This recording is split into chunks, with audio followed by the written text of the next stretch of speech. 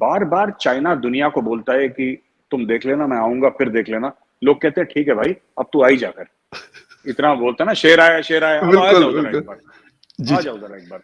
तो ये चीजें हुई हैं। जो अपने मुल्क के लिए लड़ता है वो फिर जान लगा के लड़ता है।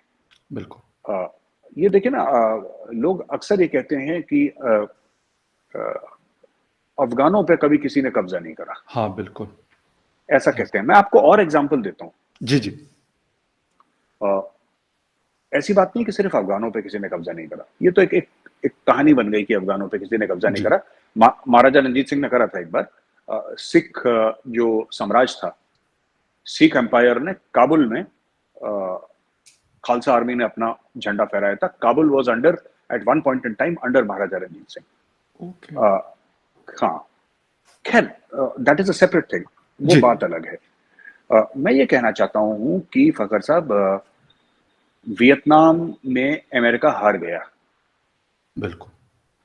अफगानिस्तान में रूस और अमेरिका को बहुत टफ टाइम मिला, जी इंडिया को श्रीलंका में बहुत टफ टाइम मिला। जी।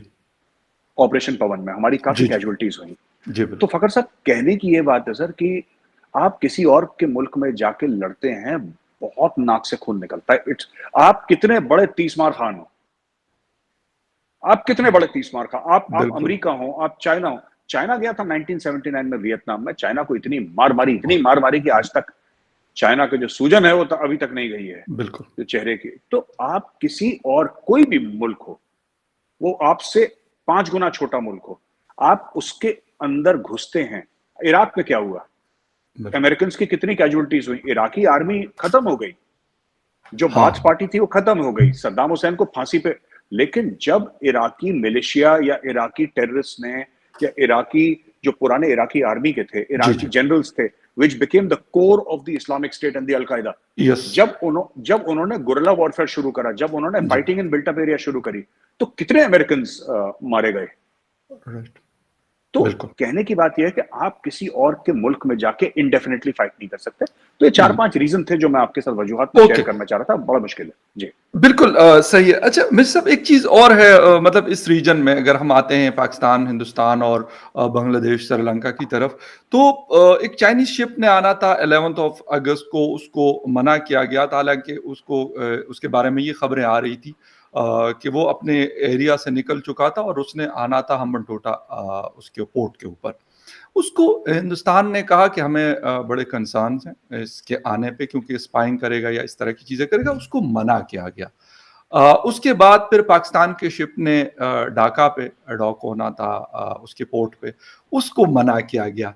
क्या मतलब दोनों में, एक तो मुझे थोड़ा-सा बताइएगा कि क्या कंपैरिज़न क्या था दोनों में? क्योंकि दोनों शिप जो है वो चाइनीज़, एक तो चाइनीज़ था और एक पाकिस्तान नेवल का था, लेकिन मेड बाय चाइना थे। तो क्या वजूहात क्या थी दोनों के मना करने की मेन? देखिए, कुछ इंडिया के कंसर्न्स हैं कि जो पाकिस्तानी शिप था, पीएनएस तैमूर था उसका नाम, जी, बिल्कुल।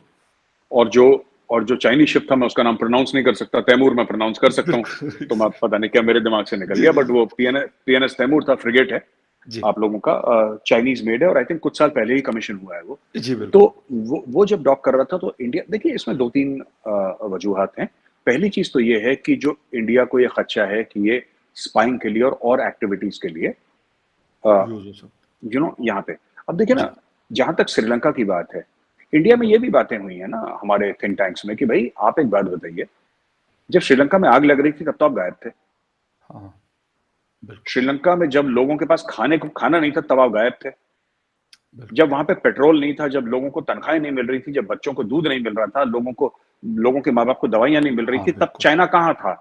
वही चाइना जिसने ये पुराने जो रेजीम थी श्रीलंका की, उसके प्रेसिडेंट और प्राइम मिनिस्टर के साथ बड़ी बड़ी फोटो खिंचवाई कि हम आपके हाँ, ऐसे दोस्त हैं कि बिल्कुल आप ऐसे दोस्त ही नहीं आपको कहीं मिलेंगे। अब आप कहाँ चले गए, इसका अब आप यहाँ पे आए हैं, क्यों आए हैं? अच्छा, एक तो ये चीज हो गई, ये तो जी। डिस्कशन का पॉइंट हो गया। जी, जी। असली बात यह, प्रैक्टिकल चीज यह है कि India looks at Sri Lanka as a country that is within its sphere of influence, और वहां पे जाहिर सी बात है कि India would like to see friendly nations coming, जिसको इंडिया फ्रेंडली नेशन समझता है। ओके। तो ये जो चीज है फखर साहब, ये हमें नोट करनी पड़ेगी कि किस तरीके से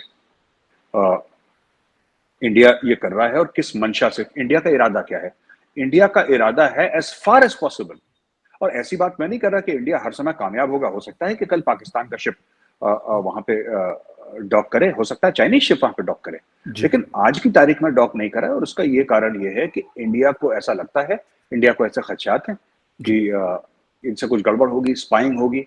जी, जी। बट एंड में एक जो पॉइंट है ना, जी, सच तो वही है, ये लड़ाई वर्चस्व की है चाइना और इंडिया के बीच में। राइट। और India has increasingly over the past 10-15 years started seeing Pakistan as an extension of China. Hmm. Indian think tanks हैं, इंडियन जनरल्स हैं, जो मिनिस्ट्री ऑफ एक्सटर्नल अफेयर्स है, वो धीरे धीरे धीरे मैं बड़ी इंटरेस्टिंग सी चीज है, एक जमाने में हमें बोलते थे कि China to the east and Pakistan to the west. Okay. ये हमें कहा जाता था कि China to the east and okay, Pakistan to the west. Right. अब हम लोगों को ये बोला जाता है कि China to the east and China to the west. क्योंकि वहां पे इतने चाइनीज आ गए हैं, और वहां पे गवादर फोर्ट में चाइनीज नेवी के शिप्स रुकते हैं, जी, वहां पे उनका बिल्कुल। रडार स्टेशन है, दुनिया भर की चीजें हैं, तो उनके फ्यूल डंप्स हैं, उनके एमुनिशन हुँ, डंप्स हैं। तो जाहिर सी बात है कि China is exercising control over Gwadar, that is a Chinese base. Permanent base ना हो, वहां पे डॉक तो करती है, रिफ्यूलिंग होती है चाइनीज सबमरीन्स की, वॉरशिप्स की। जी, इसलिए China to the east and China to the west, तो हम उस सेंस में ओके। तैयारी कर रहे हैं। ओके। अच्छा, तो मतलब एक चीज़ और भी है कि आप लोगों को लगता है कि अगर कल को चाइना के साथ दोबारा कोई क्लैश होता है हिंदुस्तान का, तो पाकिस्तान की तरफ से भी कोई मतलब थ्रेट फ़ील किया जाता हो हिंदुस्तान में कि हाँ यार, ये तो सिर्फ़ ये नहीं होगा कि मतलब उस तरफ से यानी लद्दाख की साइड से, या जो एलएसी है आप लोगों का, वहाँ से प्रॉब्लम तो होगी, जो अगर अगर कोई ऐसी चीज़ सिचुएशन क्रिएट होती है, लेकिन एलओसी के ऊपर भी ऐसा कुछ हो सकता है? फकर साहब, एलओसी के ऊपर या एलएसी के ऊपर जी। मकसद वो नहीं है। जब हम लद्दाख की बात करते हैं ना, लद्दाख जी। Is one of the very very rare places जहां पे एलएसी एंड एलओसी दोनों हैं। ओके। गलवान जो है उसके पार चाइना है, जी, तो लाइन ऑफ एक्चुअल कंट्रोल हो गया। लेकिन कारगिल है, जिसकी बिल्कुल, दोनों फौजों की लड़ाई हुई थी, पाकिस्तान और इंडिया, बिल्कुल, बिल्कुल। वो लाइन ऑफ कंट्रोल है। तो जी। लद्दाख के एरिया में एलओसी भी है, एलएसी भी है। Right, right, right. तो पहली चीज ये, हुँ, ओके। एस्टिमेट यही रहता है कि अगर पाकिस्तान अगर अटैक करेगा तो चाइना भी वहां से प्रेशर डाल सके, चाइना अटैक करेगा तो पाकिस्तान भी प्रेशर डाल सके। देखिए, हुँ, हमें हुँ, नहीं लगता, हमारा ये नहीं मानना है कि इंडिपेंडेंटली पाकिस्तान अटैक करेगा, ओके, इंडिपेंडेंटली, क्योंकि अभी ऐसे हालात नहीं है बिल्कुल, पाकिस्तान के कि वो डिप्लोमेटिकली या फाइनेंशियली, क्योंकि लड़ाई एक बहुत महंगा सौदा होता है, बिल्कुल, और सबके बस का रोग भी नहीं होता है, कि जब उसके लिए पैसे बहुत लगते हैं। अगर करेक्ट, वॉर हो जाती है तो इंडिया की इकोनॉमी भी इंपैक्ट होगी, चाइना की इकोनॉमी भी इंपैक्ट होगी। बिल्कुल। लेकिन हैविंग सेड दैट, मैं ये कहना चाहता हूँ फकर साहब कि अ, जो टू फ्रंट वॉर की आप हिंट कर रहे हैं, टू फ्रंट जी, वॉर जी, का, जी, बिल्कुल। इसके लिए तैयार तो रहना पड़ेगा फकर साहब। हुँ, हाँ, If we think that Pakistan is an extension of China, if we think that PNS Taimur, मैं हुँ, एक थिंकिंग की ओके, बात बोल रहा हूं मैं, जी, जी, अगर अगर हम ये मानते हैं कि पीएनएस तैमूर पाकिस्तान नेवी का है ही नहीं, जी, हम मानते हैं कि वो चाइनीज नेवी का शिप है फॉर ऑल प्रैक्टिकल पर्पसेस, क्योंकि अगर पीएनएस ओके, तैमूर को कुछ भी मिलता है इंटेलिजेंस, तो चाइना के साथ इमीडिएटली शेयर करेगा। जैसे कि ओके, ओसामा बिन लादेन को मारने के लिए जब रेड हुई थी, वो जो ब्लैक हॉक हेलीकॉप्टर गिरा था, उसकी टेक्नोलॉजी सीधा का सीधा चाइनीज के बिल्कुल, पास गई exactly, immediately, with in yes, 48 hours, 72 hours it was with the Chinese. तो बिल्कुल। हम ये मान के चलते हैं, तो ये India sees Pakistan is an hmm, extension of China. Hmm, hmm, hmm, hmm, hmm, और राइट, इतना डेट ट्रैप में चाइना ने फंसा दिया है पाकिस्तान को। जी, बाकी सब तो डिसेंट है ना।